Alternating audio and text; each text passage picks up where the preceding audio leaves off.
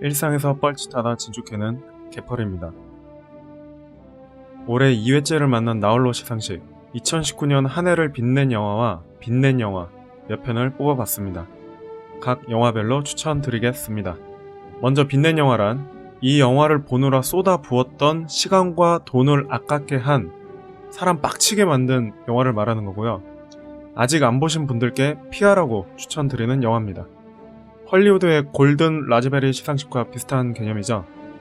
빛낸 영화란 말 그대로 각 장르별, 기분별, 제 기준에서 훌륭했던 작품입니다. 본 시상식에 오른 모든 영화는 2019년 한국 영화관에서 관람한 영화만을 꼽았음을 밝힙니다. 그럼 시작합니다. 먼저 빛내는 영화 수상작 13편. 그 첫 번째, 카트라이더 광고가 더 재밌어 상. 뺑반! 이 영화는 제목 컨셉답게 카체이싱이 빡세게 나올 것을 홍보했죠. 근데 보다 보면 카트라이더 광고가 더 재밌어. 아니 무슨 카체이싱이 이렇게 안 나올 수가. 그나마 있는 장면도 긴박감이 하나도 없어요. 제가 무슨 매드맥스나 분노의 질주나 본 시리즈 같은 헐리우드급을 바라는 게 아닙니다. 한국 영화 중에서 몇 년 전에 나온 용이잖아, 아수라 정도의 자동차 액션은 해줬어야죠. 이 영화는 별점 2개 반이고요. 한 줄 평은 괜찮은 재료로 인스턴트 조리. 두 번째, 도대체 관객상. 바로 작년 천만 영화 극한직업입니다. 도대체 이 영화를 왜 1000만 명이 보는지도 모르겠고 정말 하나도 한 번도 안 웃긴, 이걸 1000만 명이 웃기다고 하는 게 저는 도저히 이해 안 되는 1인입니다. 슬랩스틱으로 웃기려면 찰리 채플린의 모던 타임즈까진 아니더라도 짐 캐리 작품을 보고 오시기 바랍니다. 별점 2개 반에 한 줄 평은 한국형 슬랩스틱은 왜 좋은 시나리오로 만들어지지 못하는가. 세 번째, 각설이상. 죽지도 않고 또 나온 망작 속편이죠. 드래곤 길들이기 3.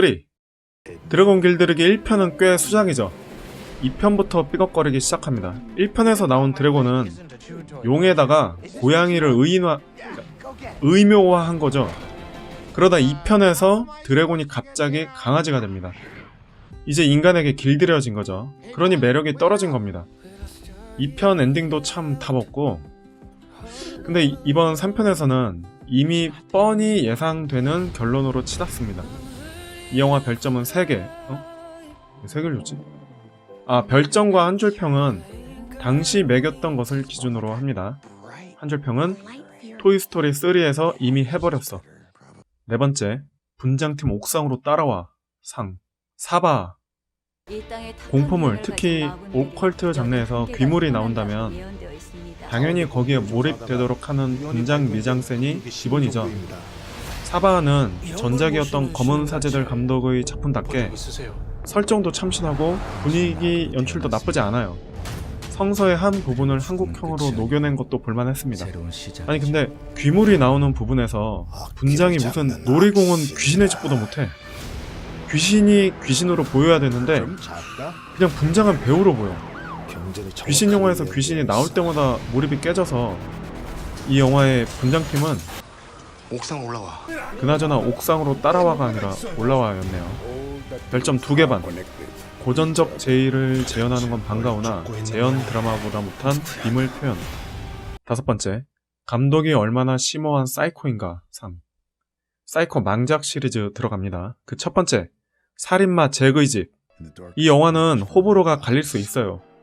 단테의 지옥도를 보여주려고 한 건 알겠는데 잔인하기만 하고 지루해요. 별점 2개 반에 누벨바그식 편집은 신선하지 못하고 지옥도의 공허함은 불쾌감을 극복 못한다로 평합니다. 그나저나 영화 후반에 유지태 닮은 사람이 나오는데 자막 보니까 진짜 유지태야. 그리고 초반에 저 여자 우마 서먼 되게 닮았다 했는데 우마 서먼이야. 여섯 번째, 감독을 찌를까? 상. 찌른다는 건 칼이 아니고요. 바로 송곳니. 2009년작인데 2019년에 개봉해서 봤습니다.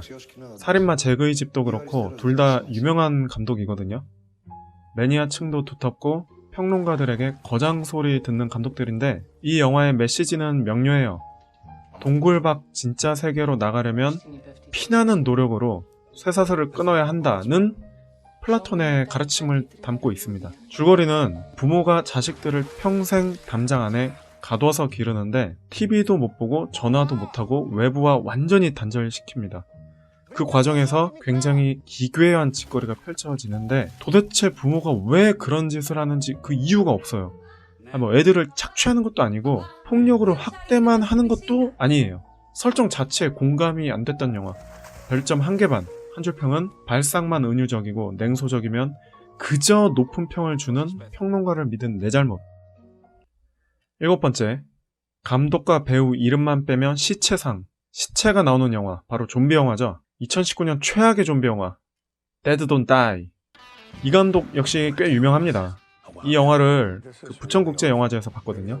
유명 감독답게 전석 매진된 상태에서 봤는데 정말 하나도 안 무섭고 안 웃기고 안 궁금한 전개 와중에 일부 관객들이 빵빵 터집니다. 짐 자무시 광팬인 것 같은데 진짜 너무 궁금해. 어떤 포인트에서 웃는 건지 그 유머 코드를 연구해야 한다.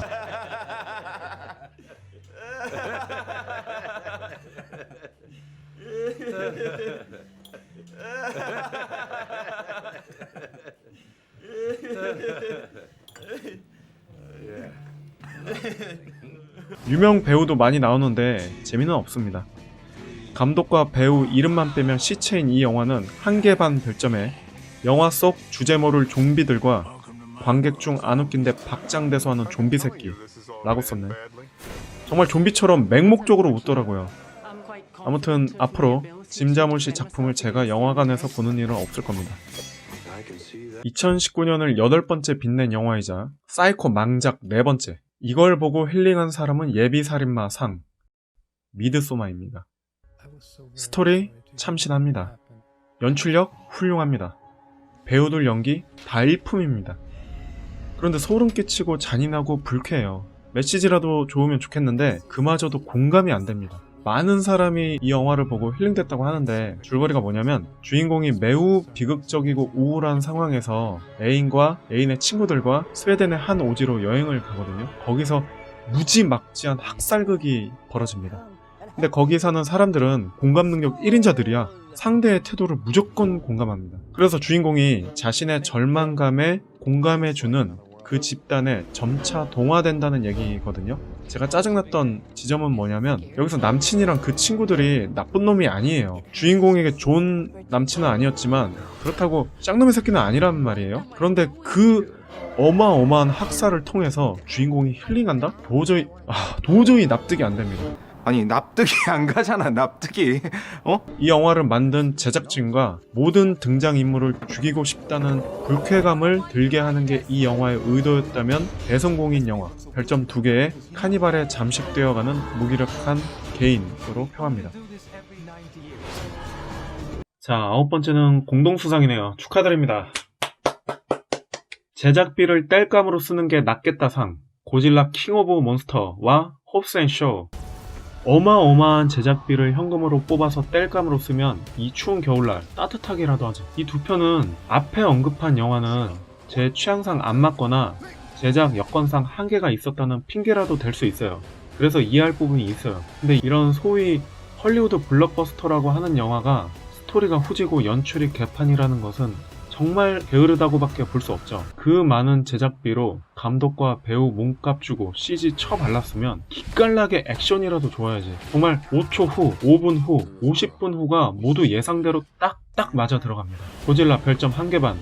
액션에 힘줬지만 밝은 영상을 보여줄 자신감도 없다. 홉센쇼는 분노의 질주 꼬리표 떼시고요. 별점 2개에 식은 냉동식품의 다 아는 그 맛.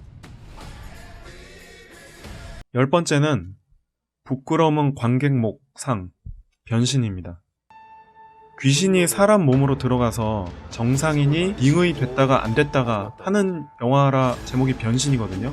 그런데 우리가 이런 영화를 볼 때 인물의 귀신이 빙의가 되면 귀신스러운 캐릭터라는 생각이 들어야 하잖아요. 그런데 이건 그냥 배우가 연극에서 1인 2역 하는 걸로밖에 안 보여. 배우의 연기력 문제라기보단 연출력 문제라고 봐요. 그래서 정상인 연기와 빙의된 연기를 왔다 갔다 하는데 연기한 배우도 민망할 것 같고 같이 속아줘야 하는 관객도 부끄러워져. 별점은 2개. 설정 파괴가 문제가 아니라 당초 설정을 하지도 못했다. 아무래도 집에 이상한 일이 벌어지고 있는 것 같아요. 11번째. 배우들이 불쌍해서 욕도 못하겠어. 상. 장사리. 이 영화를 보면 배우들이 너무 고생한 게 고스란히 보여요. 근데 제가 참 박경택 감독을 좋게 보거든요. 일단 친구라는 영화는 당시 재밌게 잘 만든 작품이고 그러다가 극비수사에서 감독이 스타일 업그레이드를 했다고 봤어요. 그런데 이 영화는 더 이상 말은 안 하겠습니다. 영화가 끝나고 당시 감독과 배우들이 깜짝 무대 인사를 했거든요. 이 사람들을 면전에서 보니까 욕하기가 미안해지더라고요. 별점은 2개. 배우들이 너무 고생한 게 보여서 미안할 정도. 2019년을 빛낸 영화 마지막 12번째. 한 번만 더 하면 죽는다 진짜. 상. 2번 할까요? 이혼 선언문 낭독 있겠습니다. 이혼식으로 시작해서 다시 재혼한다는 얘기. 끝. 이 설정이 나쁘다는 게 아니라 이걸 풀어내는 과정이 정말 하나도 재미없고 권상우, 이정현 둘 다 제가 좋아하는 배우인데 연기가 다 억지스러워요. 그나마 미덕이라면 여기 조연으로 이종혁 배우도 나와서 패러디를 하는 부분 정도? 별점은 1개 반. 한 줄 평은 말죽거리 잔혹사 패러디 부분만 짤로 보면 된다. 지금 나한테 이거 던진 누구야? 옥상 올라와. 참고로 2019년 3대 망작이 있죠. 역사와 재미는 이렇게 말아먹는 거다. 엄복동. 여성은 이따위로 소비하는 거다. 걸카스. 고양이가 이만큼 혐오스럽다. 캐츠.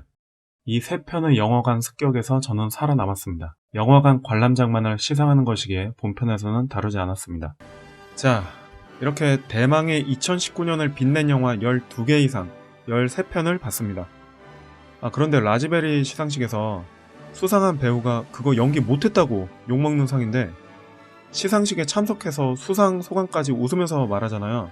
그런 쿨함이 제가 헐리우드를 부러워하는 점입니다. 여러분 제 리뷰가 너무 취향 안 맞다고 꺼버리지 마시고요. 쿨하게 재미로 봐주십사 이제 와서 구걸합니다. 한 번만. 다음은 진짜 시상식이죠. 2019년을 반짝반짝 빛낸 영화 총 22개 부문에 후보로 오른 32편의 영화 그리고 그 중에서 최고의 영화 5편을 뽑도록 하겠습니다. 나홀로 시상식 2부에서 뵙겠습니다. 좋아요를 눌러